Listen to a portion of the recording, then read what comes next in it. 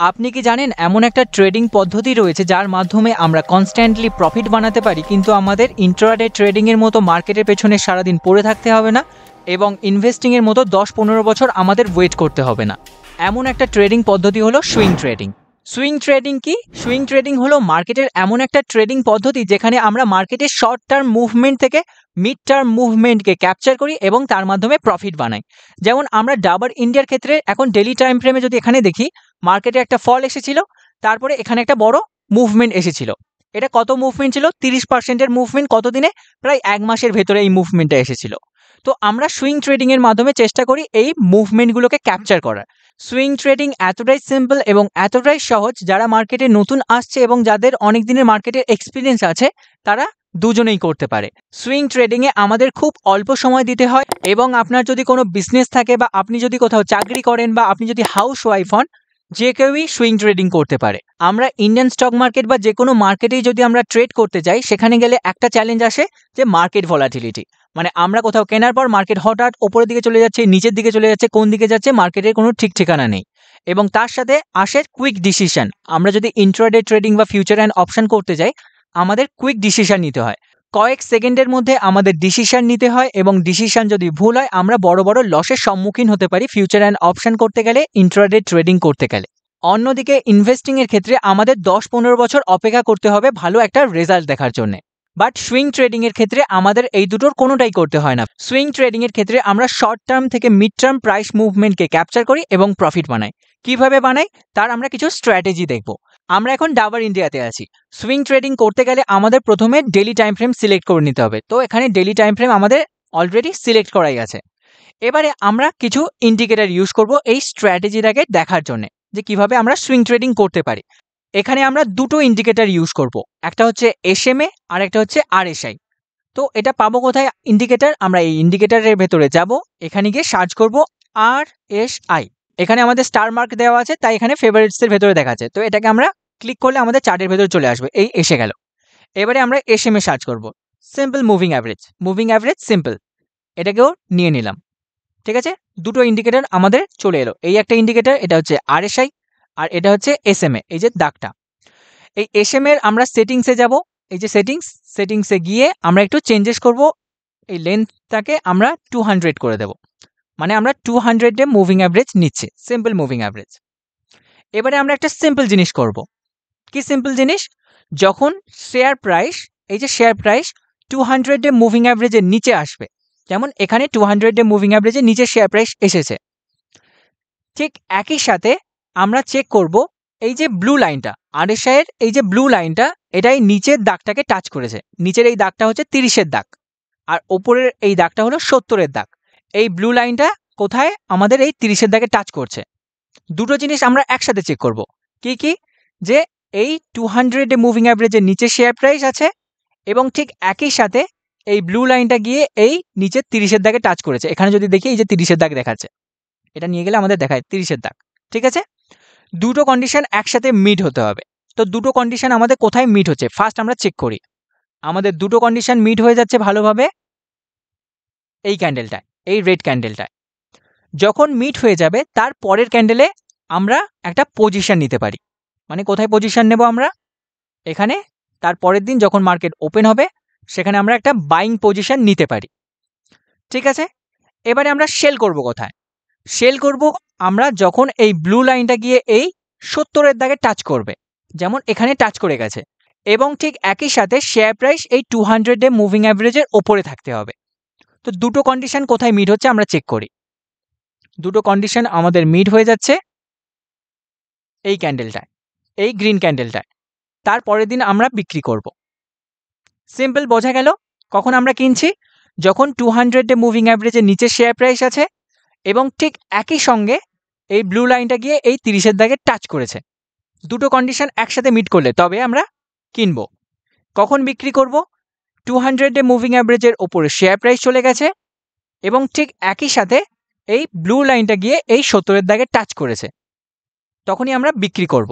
ঠিক আছে, তো এই জিনিসটা যদি আমরা এখানে করি তাহলে আমাদের কত পার্সেন্টের প্রফিট আসছে সেটা একবার চেক করি।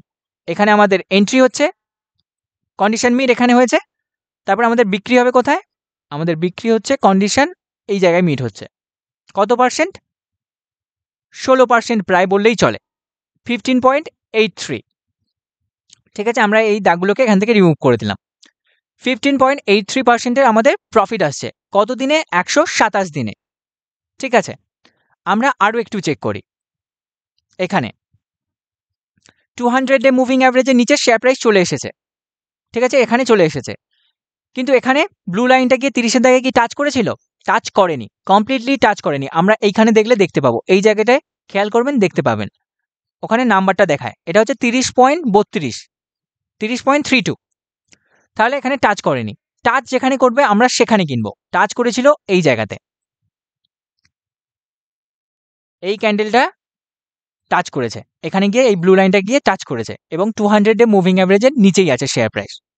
তাহলে কি হবে? আমাদের এখানে একটা বাইং পজিশন আমরা নিতে পারি। কোথায়? এই রেড ক্যান্ডেলটার পরের ক্যান্ডেলটা।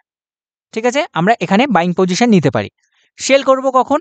সেল করব যখন 200 ডে মুভিং অ্যাভারেজের ওপরে শেয়ার প্রাইস চলে যাবে এবং ঠিক একই সঙ্গে এই ব্লু লাইনটা গিয়ে এই 70-এর দাগে টাচ করবে। দুটো কন্ডিশন কোথায় মিট হচ্ছে? দুটো কন্ডিশন আমাদের মিট হয়ে যাচ্ছে এই ক্যান্ডেলটাতে। এই ক্যান্ডেলটাই প্রপারভাবে মিট হচ্ছে এইখানটায়। ঠিক আছে, তো আমরা এখানে একটা দাগ দিয়ে দিই। তারপরের ক্যান্ডেলে আমরা এক্সিট করব। এবার আমরা এটা মেপে দেখি কত পার্সেন্টের আমাদের টার্গেট আসছে। এখানে এন্ট্রি আসছে, এখানে এক্সিট আসছে।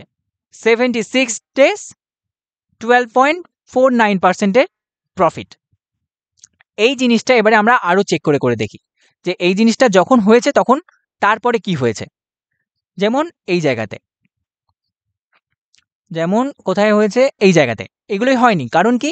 এখানে ব্লু লাইনটা গিয়ে 30-এর দাগে টাচ করার সত্ত্বেও এখানে শেয়ার প্রাইস 200 ডে মুভিং অ্যাভারেজের নিচে নেই। এই সব জায়গায় কোথায় নিচে হয়েছে? এই জায়গাতে। এই জায়গাতে 200 ডে মুভিং অ্যাভারেজের নিচে শেয়ার প্রাইস এবং তার সাথে ব্লু লাইনটা গিয়ে এই 30-এর দাগে এখানে টাচ করেছে। তাহলে আমাদের বাইং হবে কোনখানে? আমাদের বাইং হবে এই ক্যান্ডেলটাতে, এখানে। এবং এক্সিট করব বা সেল করব কোথায়?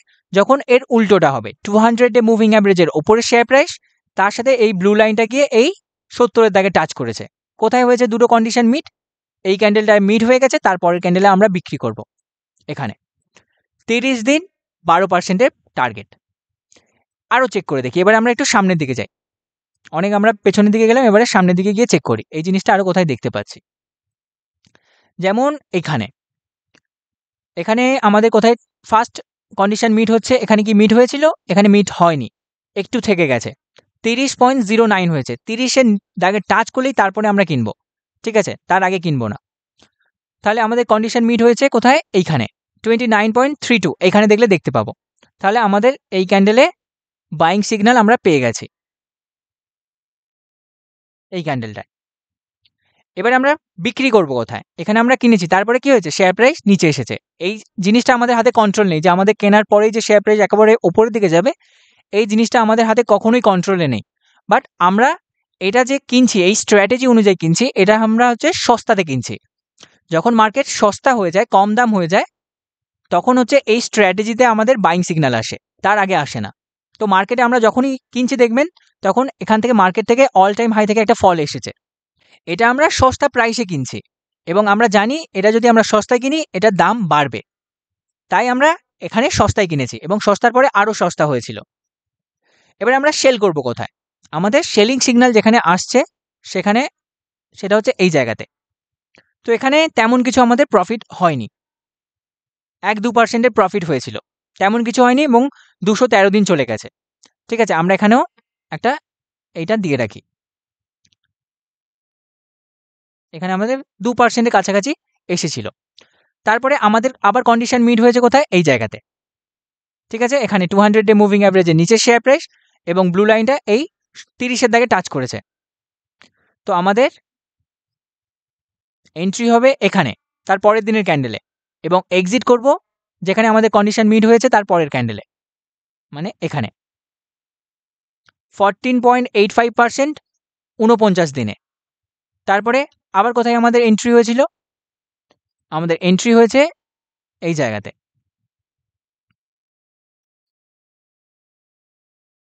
তার পরের ক্যান্ডেল মানে এখানে। এক্সিট কোথায় হচ্ছে? এক্সিট হচ্ছে আমাদের এই ক্যান্ডেলটা, তার পরের ক্যান্ডেলটা এখানে 199 দিন 7% এর কাছে টার্গেট। তারপরে এখন শেয়ার প্রাইস আরও নিচে আছে এবং এটা কোনো বাইং বা সেলিং রিকমেন্ডেশন নয়, আমাদের কন্ডিশন মিট করছে।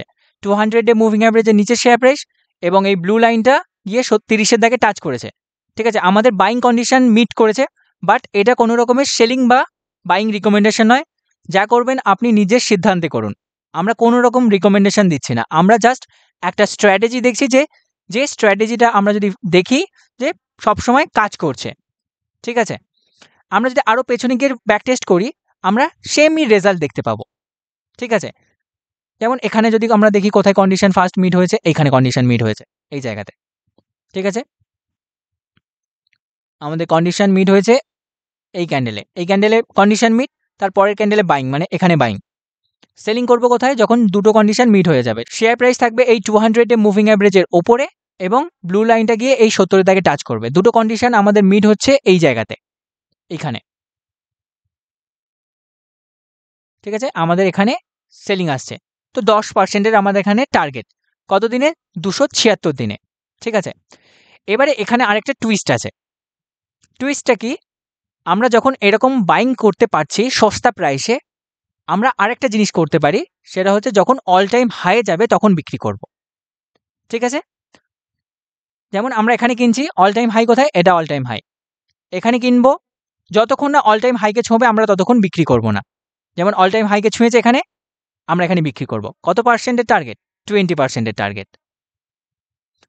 ঠিক আছে, আবার এখানে আমাদের একটা এসেছিল, এখানে আমাদের বাইং, এখানে অল টাইম হাইকে ছুঁয়েছে, 15%-এর টার্গেট। আবার কোথায়? এখানে আমাদের অল টাইম হাই, আমরা সস্তায় কিনলাম, এখানে অল টাইম হাই ছুঁয়েছে এখানে 27%। এখানে যদি প্রপার না ছয়, আমরা যদি এখানেও বিক্রি করি, এখানে আমাদের 28%, 27%-এর টার্গেট 271 দিনে। আবার সেম জিনিস এখানে বাইং, এখানে আমাদের সেলিং, অল টাইম হাইকে ছুঁয়েছে 151 দিনে 22%-এর টার্গেট। আবার এখানে বেশি টাইম লেগে গেছে আমাদের টার্গেটটা অ্যাচিভ করতে। এখানে বাইং, এখানে আমাদের টার্গেট অ্যাচিভ হয়েছে এখানে 17%-এর টার্গেট। অল টাইম হাইয়ে ছুঁয়েছে, আমরা এখানে বিক্রি করেছি 17%, এবং তার মাঝেও একই সেম স্ট্র্যাটেজিতে আমাদের এন্ট্রি এসেছিল। ঠিক আছে, এবারে আমরা যদি দেখি আমাদের অলমোস্ট যেটা দেখলাম, যতবারই এই স্ট্র্যাটেজি অনুযায়ী আমরা এন্ট্রি নিচ্ছি 15-20%-এর আমাদের টার্গেট বেরিয়ে আসছে। এবারে আমরা যদি এটা আমরা কবে থেকে চেক করছি? আমরা হচ্ছে 2017 থেকে চেক করছিলাম। ঠিক আছে, 2017 থেকে আমরা 15-20%-এর বারবার, একবার, দুবার, তিনবার, চারবার, পাঁচবার, ছবার, সাতবার হচ্ছে ওই স্ট্র্যাটেজিটাকে যদি ফলো করতাম, 7 বারের মতো আমরা 15-20%-এর রিটার্ন বানাতে পারতাম।